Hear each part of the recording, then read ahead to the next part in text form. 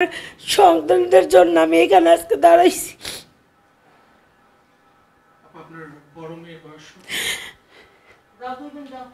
আমার বড় মেয়ের বয়স 6 বছর, 5 বছর 6 বছর। ছোট মেয়ে 3.5 4 এখনো হয়নি। হ্যাঁ, এই দুজন আমার মেয়ে।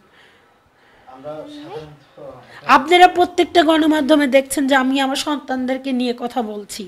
আমি আমার সন্তান, কিন্তু কে আমার স্বামী কি একবারও তার সন্তানদের কথা বলছে? বা বলছে সে আমার স্ত্রী, সে বলছে হ্যাঁ এটা সত্যি? আমার আর কোনো উপায় নেই, আমি আইনের কাছে সহায়তা চাই। আপনারা এরকম নোংরা দুশ্চরিত্র লোককে সমাজ থেকে বয়কট করেন। এরকম মানে লোক আর এরকম মহিলা, নোংরা মহিলা পতিতা রক্ষিতাদের জন্য হাজারো মা বোনের সংসার ভেঙে যাচ্ছে, হাজারো সন্তানদের সংসার ভেঙে যাচ্ছে, ভবিষ্যৎ নষ্ট হয়ে যাচ্ছে। আপনারা একটু আগে দেখতেন এখানে আমি সে জুস খাই, আমি প্রত্যেকদিন তার জন্য বিটরুটের জুস বানিয়ে রাখি। আমি দেখেন রান্না করে আমার ভাত বসতেছে, আমি তার জন্য সকালে ডিম সিদ্ধ করে দিয়েছি তার মায়ের কাছে। সেকে জিজ্ঞাসা করলাম খাবার দিব নাকি, সে বলছে না বাইরের খাবার এলাও না। তারপরেও সে কি করে বলে যে আমি তাকে লাঞ্ছনা করেছি, তাকে যত্নে। দেখেন আমার ওর ঘরের মধ্যে গিয়ে একটু দেখে আসেন, ওর ওয়ার্ড্রোব, ওর আলমারিতে কাপড়গুলো স্তরে স্তরে আমি সাজায় রাখছি, বিছনাটা গুছায় রাখছি, আপনি দেখে আসেন। তাকে আমি লাঞ্ছনা করেছি? শোনেন, আমি আমার ফ্যামিলিকে কখনো জানাইনি, শুধুমাত্র আমার 2টা মেয়ের সন্তানের দিকে তাকিয়ে, যে আমার 2টা কন্যা সন্তান, আমার কোনো পুত্র সন্তান নেই। আমি তাদের ভবিষ্যৎ, আমার কষ্ট হোক, আমার সন্তানরা তো পড়াশোনা করে ভালো খাবার খেয়ে মানুষ হোক। কিন্তু সে যখন আমার সন্তানদের কথা চিন্তা করছে না, সে একবারও কি তার, আপনারা মিডিয়া, আপনারা গেছেন, তার সন্তানদের কথা বলছে? বলেনি। তার সন্তানদেরকেও সে স্বীকার করেনি। সে কেমন বাবা? আমি মা হয়ে যেখানে আমার বলে, তাহলে উনি ওনার চরিত্র, ওনার স্বভাব ঢাকার জন্য এই ধরনের মিথ্যা বা বানোয়াট কথা বলছেন।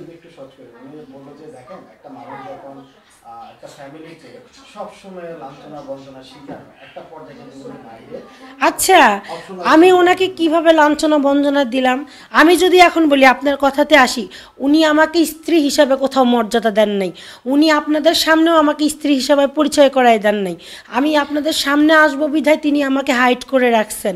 তিনি আমাকে প্রতিনিয়ত ঘরে টর্চার করেন, মারধর করে। ইভেন আমাকে যদি সে মারধর করে, সে মেডিকেল প্রমাণও আমার কাছে আছে।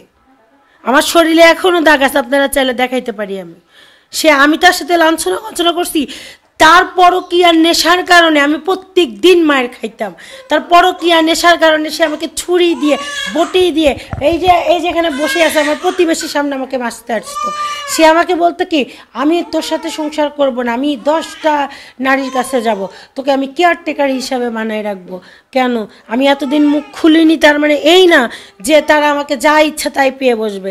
আমি এখন আইনের পথে যাব, দেখি আইন আমার পাশে থাকে না তার পাশে দাঁড়ায়। তাকে খাবার দেইনি, আমি তার পরিবারকে খাবার দিইনি, এটা কি বিশ্বাসযোগ্য কথা? আমার প্রতিবেশী আছে, আমার বাসার দারোয়ান আছে, আপনি সবাইকে জিজ্ঞাসা করে জানতে পারেন যে আমি তাদের খাবার দেইনি, তার সাথে খারাপ ব্যবহার করেছি বা তার সাথে ভালো ব্যবহার করিনি। আমি এটা সে প্রমাণ করুক।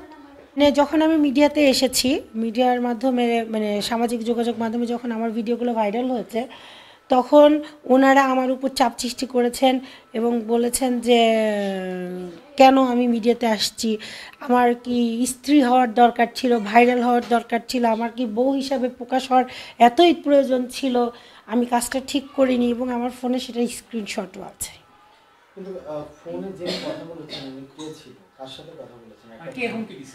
আমার স্বামীও আমার সাথে, না উনি আমাকে হুমকি দেননি, কিন্তু তারপরে উনি আমাকে হুমকি স্বরূপই কথা বলেছেন।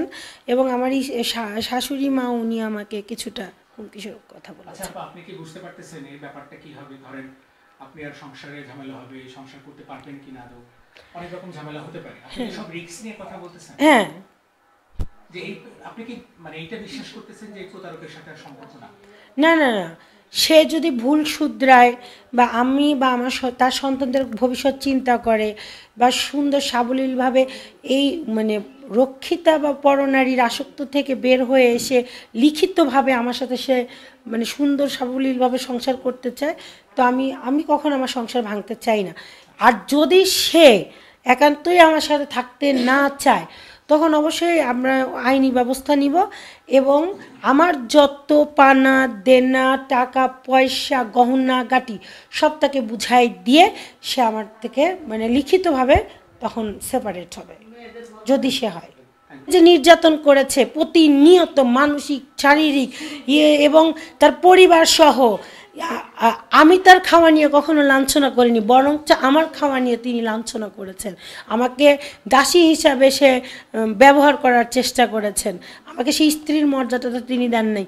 আমি এতদিন মিডিয়াতে আসিনি, আপনারা আমাকে খুঁজে বের করছেন, যেহেতু সে এই কথা বলছে তখন এই কথা বলতে আমি অবশ্যই বাধ্য। সর্বশেষ উনি যদি ওনার ভুল বুঝতে পেরে আপনার কাছে ফিরে আসে, আর যদি না আসে, দুটো জিনিস আপনি কি করবেন? উনি যদি আমার কাছে ভুল বুঝে ফিরে আসে এবং সুন্দরভাবে জীবনযাপন করতে চায়, সেটা আইনগত প্রক্রিয়ায় লিখিত মাধ্যমে আসতে হবে। এবং সে যদি আমার সাথে সংসার নাও করতে চায়, তাহলে যাবতীয় যা আছে সুন্দর মতো, সে আমার বাবা মায়ের কাছ থেকে আমার বিয়ের সময় 10 লাখ টাকা নিয়েছে, 8 ভরি গহনা ছিল, সে সেটা বিক্রি করে খেয়েছে, যত ফার্নিচার সব আমার বাবা মায়ের দেয়া, সে আর আমার কাবিন হচ্ছে 15 লাখ 1 টাকা, সব আমার সন্তানদের ভরণ পোষণ খরপোশ সব বুঝাই দিয়ে সে কিভাবে যাবে, সে যাবে। আমার আর কোনো ভয় নাই ভাই, আমার ভয় শেষ, জীবনের ভয় শেষ। আইনি কি পদক্ষেপ নিতে চান? আইনি পদক্ষেপ নিতে চাই। আমার সাথে প্রতারণা করা হয়েছে, আমি প্রতারণা এবং আমার সন্তান এবং আমার কাছে যে নির্যাতন আর যে মিথ্যা প্রতারণার কথা বলা হচ্ছে, এইগুলো আমি বিচার চাই।